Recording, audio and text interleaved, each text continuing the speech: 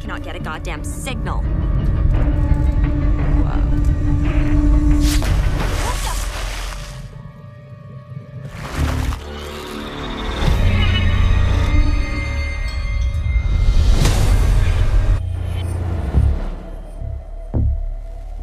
It's something really special.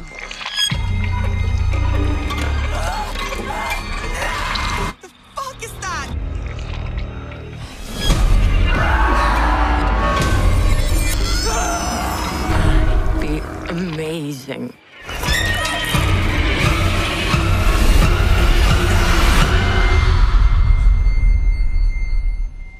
Hello and welcome back to my channel guys. So हाजिर हूँ आपके लिए एक बहुत बेहतरीन मूवी के एक्सप्लेनेशन के साथ जिसका नाम है द सीड। ये मूवी 2021 में रिलीज़ हुई थी जिसकी IMDb रेटिंग 4.8 है। हाँ दोस्तों, ये कम है लेकिन ये मूवी हॉरर के साथ साथ साइंस फिक्शन भी है, तो इस मूवी में आपको डबल मज़ा मिलने वाला है, ये गारंटी मेरी है। वैसे इस मूवी के डायरेक्टर का नाम सैम वॉकर है और हॉरर मूवीज़ की कैटेगरी में इनका नाम टॉप पे आता है। तो चलिए शुरू करते हैं इसकी एक्सप्लेनेशन को। मूवी की शुरुआत में हम 3 लड़कियों को देखते हैं जिनका नाम चार्लेट, हेदर और डीड्रे होता है, और ये तीनों कार से कहीं जा रहे थे, जहाँ रास्ते में पता चलता है कि ये तीनों हेदर के फादर के फार्म हाउस पर जा रहे थे जो कि एक डेजर्ट एरिया में था, और ये लोग यहाँ आने का बहुत दिन से प्लान बना रहे थे क्योंकि इन लोगों को मीटियोर शावर देखना था। और फिर ये लोग फार्म हाउस पर पहुंच जाते हैं। अब यहाँ पहुंचने के बाद डीड्रे अपने सोशल मीडिया अकाउंट पर लाइव आकर अपने फॉलोअर्स को यहाँ के बारे में बता रही थी क्योंकि उसे इन सब चीज़ों का शौक था। जहाँ वो अपनी वीडियो में चार्लेट का मजाक उड़ाती है क्योंकि चार्लेट बहुत सिंपल लड़की थी और उसके पास एक बहुत नॉर्मल सा फ़ोन था। जब डीड्रे ऐसा करती है तो चार्लेट को उस पर गुस्सा आ जाता है। अब ये तीनों पूल में बैठकर आपस में बातें करने लगती हैं, जहाँ हेदर बताती है कि मैंने एक बार मीटियोर शॉवर को देखा है और वो देखने में बहुत खूबसूरत होता है। अब रात के समय में ये मीटियोर शॉवर देखने के लिए बाहर वेट करने लगते हैं और तभी मीटियोर शॉवर दिखता है और इस नज़ारे को डीड्रे लाइव दिखाना चाहती थी लेकिन वहाँ नेटवर्क इशू आने लगता है और फिर ये तीनों एक साथ मीटियोर शॉवर को देखते हैं। उसके बाद ये लोग पूल के किनारे ड्रिंक कर रहे थे और तभी वहाँ अचानक से एक ब्लैक पत्थर आकर पूल में गिरता है और उसमें से कुछ ब्लैक लिक्विड निकलने लगता है। ये देखकर हेदर बोलती है कि इससे बाहर निकालना होगा, इसकी वजह से पूल गंदा हो रहा है। अब ये तीनों से बाहर निकालते हैं और वो देखने में बहुत अजीब लग रहा था और उससे बहुत गंदी स्मेल आ रही थी। जिसके बाद चार्लेट को उस पत्थर में एक मुंह दिखता है जिससे देखकर वो बहुत घबरा जाती है, लेकिन डीड्रे बोलती है कि ये कोई कचरा है और वो लोग वहाँ से घर में चले जाते हैं। अब चार्लेट उस चीज़ के बारे में बुक में ढूंढने लगती है लेकिन उसे कुछ नहीं मिलता। जिसके बाद अचानक से सबका फ़ोन काम करना बंद कर देता है और तब चार्लेट बोलती है कि ऐसा उस पत्थर की रेडिएशन की वजह से हो रहा है, और ये सुनकर हेदर बहुत डर जाती है। फिर डीड्रे और चार्लेट उसे समझाकर सुला देती हैं। अगली सुबह फिर किसी का फ़ोन काम नहीं करता है और ये देखकर डीड्रे भी बहुत टेंशन में आ जाती है क्योंकि उसे सोशल मीडिया पर फ़ोटो पोस्ट करना था। ये लोग सोचती हैं कि यहाँ कोई लैंडलाइन होगा जिससे हम किसी को हेल्प के लिए बुला सकते हैं, लेकिन वहाँ कोई लैंडलाइन भी नहीं था।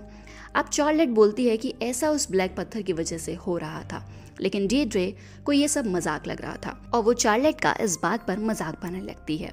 अब ये तीनों उस पत्थर के पास जाते हैं जहाँ वो पत्थर नहीं दिख रहा था, लेकिन वहाँ एक ब्लैक निशान था जिसका पीछा करते हुए ये तीनों गार्डन की तरफ चले जाते हैं जहाँ वो ब्लैक पत्थर नजर आता है। जैसे ही ये लोग उसे मारने वाले थे कि वहाँ एक लड़का आ जाता है जिसका नाम ब्रेड था। असल में वो वहाँ अपने भाई की जगह पर काम करने आया था। अब ये तीनों सोचते हैं कि ब्रेड की मदद से ही उस पत्थर को ठिकाने लगा दिया जाए, जिस पर वो ब्रेड को पैसे का लालच देती हैं, लेकिन जब वो इस पत्थर को देखता है तो मना कर देता है और फिर एक डील करता है जिसमें वो बोलता है कि मुझे चार्लेट से किस चाहिए, उसके बाद मैं उस पत्थर को ठिकाने लगा दूंगा। तभी चार्लेट उसे किस कर देती है और फिर ब्रेड बहुत खुश हो जाता है क्योंकि उसने पहली बार किस किया था। अब ब्रेड उस पत्थर को उठाकर एक प्लास्टिक पर रख देता है और उसे वो एक नॉर्मल पत्थर लगता है, तो वो उसे एक किक मार देता है जिसके बाद वो पत्थर खुलने लगता है और वो एक एलियन की तरह दिखने लगता है। ये देखकर ब्रेड बहुत डर जाता है और वहाँ से भाग जाता है। और फिर जब ये तीनों दोस्त आकर देखती हैं कि वो एक एलियन था, जिसके बाद ये ड्रे उसे मारने लगती है, लेकिन चार्लेट ऐसा करने से मना करती है क्योंकि वो किसी इनोसेंट जानवर को नहीं मारना चाहती थी। और फिर ये लोग उसे वहीं छोड़कर पूल के पास आ जाते हैं और एंजॉय करने लगते हैं। लेकिन कहीं ना कहीं अभी भी चार्लेट उस एलियन के बारे में सोच रही थी। और जब रात को चार्लेट सो रही थी तभी उसे एलियन की आवाज़ सुनाई देती है और वो बाहर जाकर उस एलियन को घर में लेकर आ जाती है और उसे एक बेबी की तरह ट्रीट करने लगती है और उसे वो अच्छा लगने लगता है। अगली सुबह जब डेड्रे और हेदर उस एलियन को घर के अंदर देखती हैं तो वो लोग चार्लेट पर गुस्सा करने लगती हैं। तभी चार्लेट बोलती है कि रात को ये बहुत रो रहा था, इसीलिए मैं इसे अंदर लेकर आ गई। अब हेदर बोलती है कि इसे यहाँ से बाहर निकालो, और जब चार्लेट उसे उठाने जाती है तो वो एलियन जोर जोर से चिल्लाने लगता है और उसकी आवाज़ बहुत इरिटेटिंग थी और उसे देखने में ऐसा लग रहा था कि वो उस घर से नहीं जाना चाहता। अब हेदर बोलती है कि पास वाले टाउन में ईडना रहती है जो उसकी पहचान की है, और फिर हेदर और चार्लेट वहाँ से टाउन के लिए निकल जाते हैं। दूसरी तरफ घर में डेड्रे अकेली थी और वो उस एलियन की आवाज़ से परेशान आकर रेड पॉइजन को उसे पिलाने का सोचती है, और जैसे ही वो रेड पॉइजन देकर उसके पास जाती है तो वो एलियन डेड्रे को अपने वश में कर लेता है। दूसरी तरफ हेदर और चार्लेट जब एडना के घर पहुँचते हैं तब वहाँ उसे कोई नहीं मिलता, और जब ये दोनों अंदर जाते हैं तब उसे वहाँ मीटियोर शॉवर से रिलेटेड कुछ रिसर्च पेपर मिलते हैं, लेकिन इन्हें कुछ समझ नहीं आता है और ये दोनों अपनी बुग्गी लेकर वहाँ से वापस आ जाते हैं। जब ये दोनों घर पहुँचते हैं तो डेड्रे को पूल में देखते हैं जो वहाँ बहुत चिल कर रही थी और उसका बिहेवियर भी बहुत चेंज था। अब उसे इस बात से भी फर्क नहीं पड़ रहा था कि वहाँ पर इंटरनेट नहीं है। ये दोनों को डेड्रे को देखकर बहुत अजीब लगने लगता है। अब डेड्रे जब खाना खा रही थी तब उसके खाने का स्टाइल बहुत अजीब था और खाने के जस्ट बाद वो एक्सरसाइज करने चली जाती है और शाम तक वो एक्सरसाइज करती रहती है। अब रात को हेदर को डेड्रे के रूम में आवाज़ें सुनाई देती हैं। तब हेदर आवाज़ का पीछा करते हुए डेड्रे के रूम में जाती है जहां वो देखती है कि डेड्रे उस एलियन के साथ इंटीमेट हो रही है और अब उस एलियन के टेंटिकल्स भी निकल चुके हैं।